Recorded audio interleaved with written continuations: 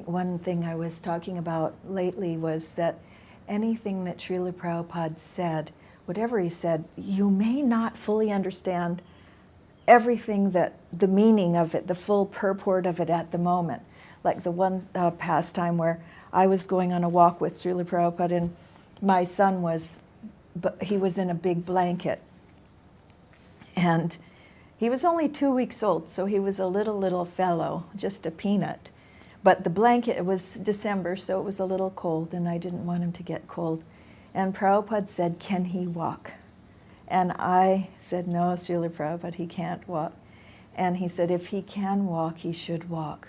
And he saw my tendency was to be attached and to perhaps spoil the child and maybe not let him walk and carry him too much.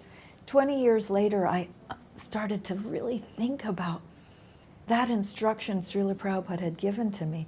Every little thing Srila Prabhupada says is laden with absolute truth and prophecy. If Prabhupada said something, there was another pastime where we were in the same line.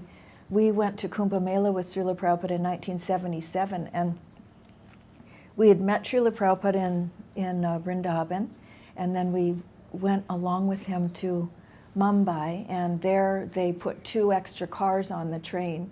I think Abhiram knew the head of the train station, and he put on 2 extra cars.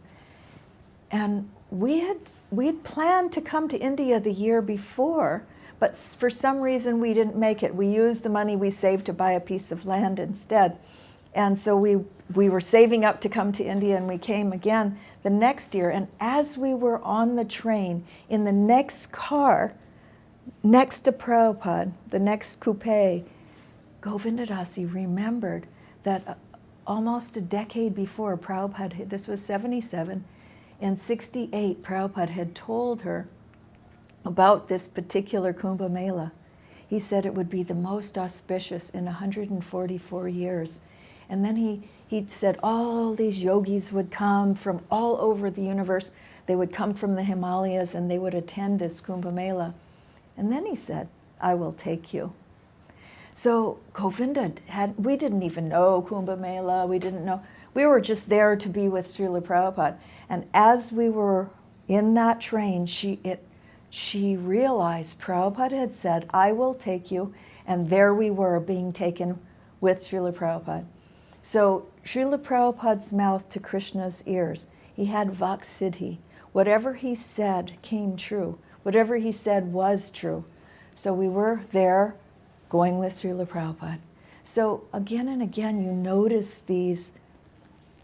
It takes time too. You don't know 10 years before, you don't know, and then 10 years later you go, Prabhupada said this, and now it's happening.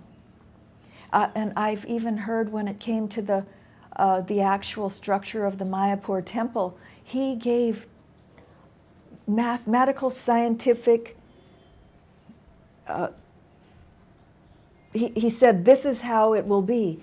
And when they did all the Vedic calculations, they came out exactly what Srila Prabhupada said.